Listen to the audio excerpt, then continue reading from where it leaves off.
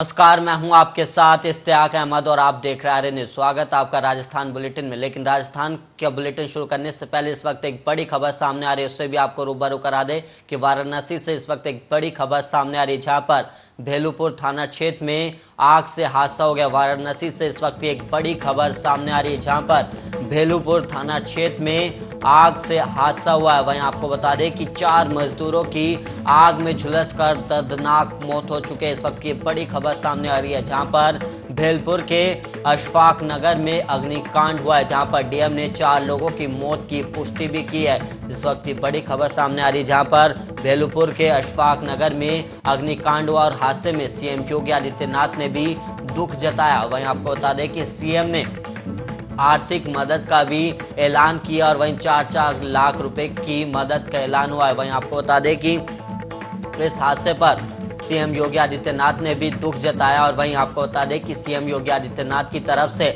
आर्थिक सहायता का ऐलान भी किया गया। और वहीं आपको बता दें कि मृतक के परिजनों को करीब 4-4 लाख रुपए की मदद का ऐलान किया गया। इस वक्त ये वाराणसी से बड़ी खबर सामने आ रही है, जहां पर आग से एक बड़ा हादसा हुआ है, जहां पर 4 लोगों की जिंदा जलकर मौत हो चुकी है, जिसके बाद डीएम ने 4 लोगों की मौत की पुष्टि की। और वहीं आपको बता दें कि इस हादसे को लेकर सीएम योगी आदित्यनाथ ने भी अपना दुख जताया और वहीं आर्थिक सहायता देने का भी ऐलान किया गया। और वहीं आपको बता दें कि सीएम योगी आदित्यनाथ ने मृतक के परिजनों को 4-4 लाख रुपए की आर्थिक सहायता का ऐलान किया है। भेलूपुर के अशफाक नगर में यह अग्निकांड हुआ, जिसमें करीब 4 लोगों की जलकर दर्दनाक मौत हो चुकी है।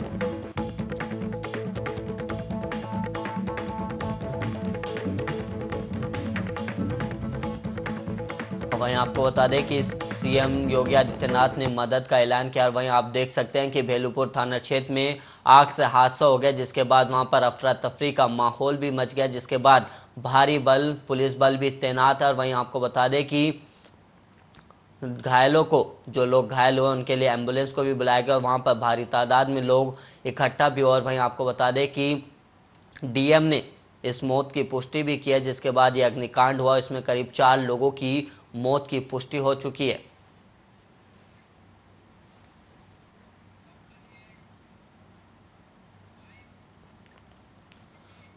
और वहीं अब बढ़ेंगे राजस्थान की खबरों की तरफ, जहां पर मेघालय के राज्यपाल सत्यपाल मलिक ने एक बार फिर केंद्र सरकार और बीजेपी को असहज करने वाला बयान दिया है। और वहीं मलिक ने कहा कि पीएम मोदी गेहूं एक्सपोर्ट की बात करते हैं, क्या गेहूं पीएम मोदी का है? और उन्होंने अडानी अंबानी को पीएम मोदी का दोस्त बताया। और वहीं आपको बता दें कि सत्यपाल मलिक बुधवार को हनुमानगढ़ के संग्रिया में एक कार्यक्रम में बोले। और वहीं आपको बता दें कि जम्मू कश्मीर का राज्यपाल रहते करोड़ों की रिश्वत के ऑफर पर जब सीबीआई पूछेगी तो मैं उनके नाम बता दूंगा और इससे कई लोग बेचैनी महसूस भी करें। और उन्होंने आगे कहा कि जब मैंने ये बात पीएम मोदी को बताई तो उन्होंने मेरा समर्थन किया और भ्रष्टाचार से कोई समझौता नहीं करना है। वहीं मलिक ने कहा कि यूपी में बीजेपी की जीत के लिए बीएसपी ने बड़ी मदद की है। वहीं यूपी में बीजेपी अपने दम पर नहीं जीत रही थी। और वहीं आपको बता दें कि मलिक ने आगे कहा कि किसान और युवा जागृति समागम में किसानों से एकजुट होकर लड़ाई के लिए तैयार रहने का आह्वान भी किया गया। और वहीं मलिक ने कहा कि किसान आंदोलन फिर से होगा और बड़े स्तर पर होगा। एमएसपी किसानों की लाइफलाइन है और सरकार इस मुद्दे को दाएं बाएं कर रही है। और वहीं मलिक ने आगे कहा कि पेट्रोल और डीजल की दरें लगातार बढ़ रही और केंद्र सरकार को चाहिए कि पेट्रोल डीजल की दरें कम करे ताकि आम आदमी को इससे राहत मिल सके।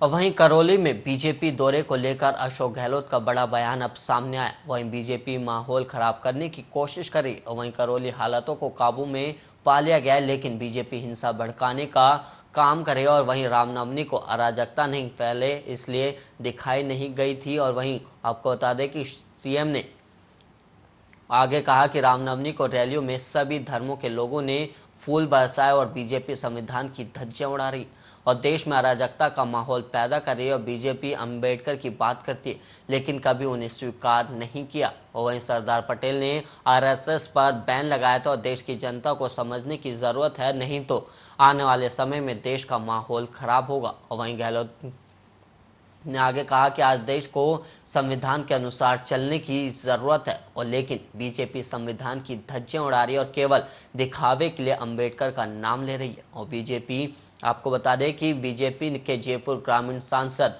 और राष्ट्रीय प्रवक्ता कर्नल राज्यवर्धन सिंह राठौड़ ने राज्य सरकार पर जमकर हमला भी बोला। और वहीं सांसद राठौड़ ने राज्य सरकार पर नाकाम और निकम्मी सरकार होने का आरोप भी लगाया। वहीं मुख्यमंत्री और प्रियंका गांधी पर भी निशाना साधा गया है।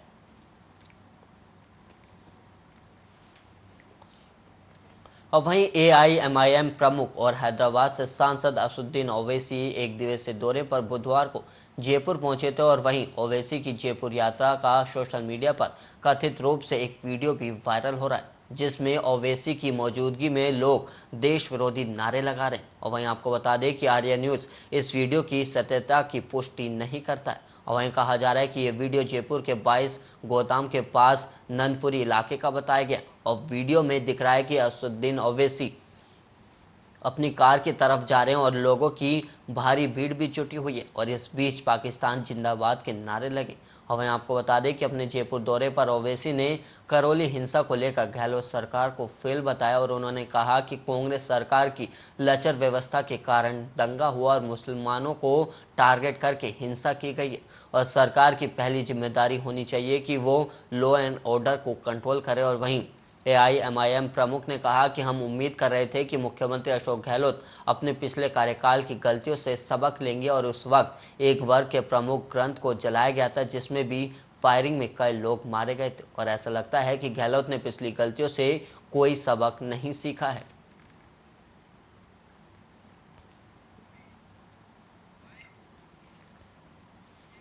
और वहीं करौली में दंगे को लेकर बीजेपी युवा मोर्चा के राष्ट्रीय अध्यक्ष तेजस्वी सूर्या ने कांग्रेस सरकार पर जमकर निशाना साधा। और सूर्या ने मुख्यमंत्री अशोक गहलोत की तुलना औरंगजेब से करते हुए कांग्रेस पर हिंदुओं से सेकंड ग्रेड जैसा बर्ताव करने का आरोप लगाया। दरअसल करौली दंगा पीड़ितों के लिए बुधवार को तेजस्वी सूर्या के नेतृत्व में बीजेपी ने न्याय यात्रा निकाली थी, लेकिन इस यात्रा को पुलिस ने करौली दौसा बॉर्डर पर ही रोक दिया था। और इसके अलावा आपको बता दें कि सूर्या ने कहा कि कांग्रेस सरकार पीएफआई जैसे आतंकवादी संगठनों को जुलूस निकालने की अनुमति देती है, लेकिन जब हिंदू संगठन अनुमति मांगते हैं तो धारा 144 लगाकर लोकतांत्रिक अधिकारों को छीनने का कोशिश की जाती है। और उन्होंने आगे कहा कि कांग्रेस सरकार दंगा पीड़ित के ऊपर एफआईआर दर्ज करती है और जो लोग दंगा करते हैं उन्हें छोड़ देती। और वहीं युवा मोर्चा ऐसे कृत्यों के खिलाफ चुप नहीं बैठेगा। वहीं उन्होंने कहा कि 300 साल पहले औरंगजेब के अत्याचारों से प्रताड़ित हिंदुओं ने सुरक्षा की उम्मीद से मथुरा वृंदावन से मदन मोहन जी का विग्रह करौली में स्थापित किया था। और राजस्थान जैसे शांत प्रदेश में मंदिर पर दोबारा हमला नहीं होगा, लेकिन औरंगजेब तो आज नहीं है, उसकी जगह पर अशोक गहलोत जैसे लोग आ चुके। और हमारे पूर्वजों ने जो उम्मीद हिंदुओं के संरक्षण के लिए लगाई थी उसे आज अशोक गहलोत जैसे औरंगजेब लोग तोड़ने का काम कर रहे हैं।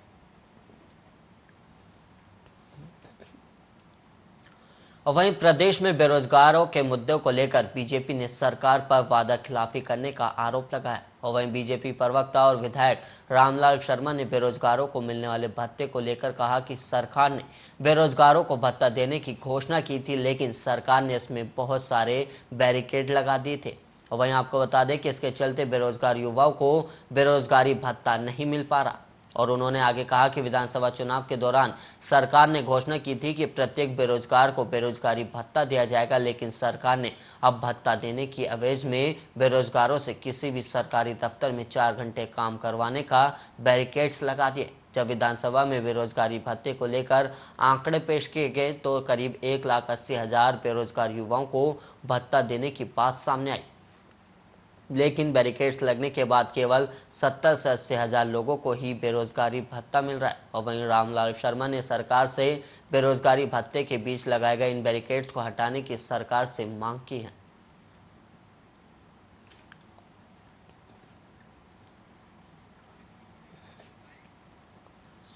और वहीं किशनगढ़ विधायक सुरेश नांक ने अराई क्षेत्र में कासिर, छोटा लांबा और भामोलाव ग्राम पंचायतों में 1 करोड़ 60 लाख रुपए की लागत से विभिन्न विकास कार्यों का शिलान्यास और लोकार्पण किया। और वहीं विधायक सुरेश नांक ने छोटा लांबा में राजकीय उच्च माध्यमिक विद्यालय में आयोजित कार्यक्रम में ग्रामीणों को संबोधित करते हुए कहा कि आपसी सहयोग से क्षेत्र का विकास होगा। और वहीं आपको बता दें कि राज्य सरकार ने ग्रामीणों को खास सुरक्षा योजना को वापस खोलकर तोहफा दिया, जिससे कोरोना काल में आर्थिक रूप से कमजोर हुए परिवारों को इसमें संबल मिलेगा। और विधायक ने बताया कि ग्रामीण क्षेत्र में जागरूक होकर महिलाओं को आगे आना होगा और महिला समाज और परिवार का विकास करने में अहम भूमिका निभाती है। और इसके अलावा आपको बता दें कि इस कार्यक्रम में तहसीलदार हनुमान प्रसाद बैरवा, उप प्रधान विष्णु शर्मा और कासिर सरपंच संघ अध्यक्ष भागचंद चौधरी आदि लोग ग्रामीण मौजूद रहे थे।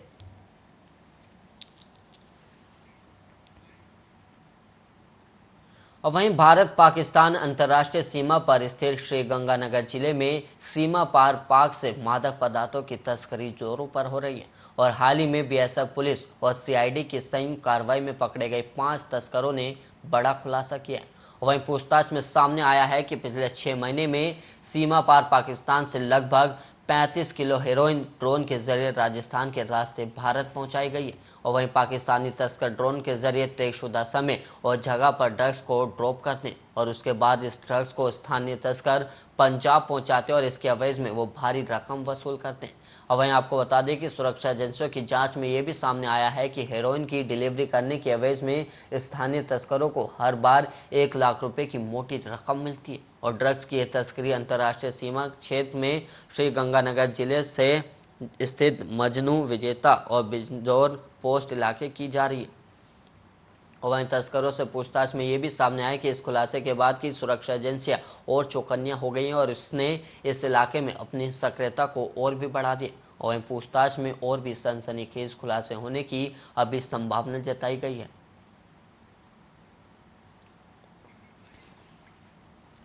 वहीं उदयपुर सड़क हादसे में एक पिकअप ड्राइवर ने नशे की हालत में 7 लोगों की जान ले ली। वहीं सबसे पहले उसने एक बाइक सवार को टक्कर मारी और इसके बाद उसने इतनी तेज रफ्तार से गाड़ी दौड़ाई कि ये हादसा हो गया। और वहीं आपको बता दें कि गाड़ी काफ़ी ओवरलोड थी और तेज गति के कारण नादेशमा में एक मोड़ पर पिकअप अनियंत्रण होकर और 30 फीट खाई में जा गिरी। और वहीं बुधवार शाम करीब 7 बजे हुए इस हादसे में 3 मासूमों की भी जान चली गई है और वहीं 13 लोग घायल हुए, जिसमें से 3 की हालत गंभीर बताई गई है। और वहीं इस हादसे की सबसे बड़ी वजह गाड़ी चला रहे ड्राइवर की लापरवाही भी मानी जा रही और वो ड्राइवर मौके से फरार हो गया। इसके अलावा आपको बता दें कि पिकअप के खाई में गिरने से सवार सभी लोग बाहर आकर पिकअप के नीचे दब गए और वहां पड़े पत्थरों के बीच भी कुछ लोग फंस गए थे। और इसके अलावा आपको बता दें कि पिकअप में करीब 18 लोग सवार थे और हादसे के बाद सभी घायलों को आईसीयू में भर्ती करा दिया गया था।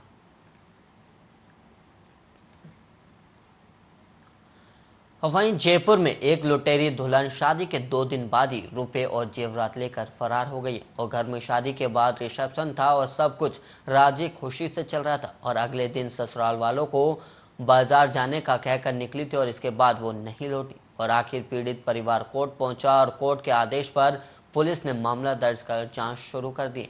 और मामला झोटवाड़ा थाना क्षेत्र का है और लक्ष्मी नगर विष्णु विहार निवासी रूपचंद कॉन्ट्रैक्टर है। और पीड़िता ने बताया कि बुद्ध सिंह नाम का परिचित यूपी के रहने वाले 26 साल की पूजा का रिश्ता लेकर आया था और उसी ने बताया था कि लड़की जान पहचान वाली और रिश्ता तय होने के बाद 4 मार्च को दोनों की अजमेर में शादी हुई और 2 दिन बाद 6 मार्च को रूपचंद के परिवार की ओर से रिसेप्शन का आयोजन भी किया गया था और इसमें सभी रिश्तेदार भी शामिल हुए। और अगले दिन 7 मार्च को पूजा बाजार जाने का कहकर घर से निकली थी और वहीं इसके बाद वो नहीं लौटी। और वहीं रूपचंद ने पुलिस को बताया कि बुद्ध सिंह ने ही उसे अपनी बातों में फंसाया और ये रिश्ता करवाया। और वहीं बुद्ध सिंह ने कहा था कि अब समय रहते शादी कर लो और अकेले कैसे समय बीतेगा।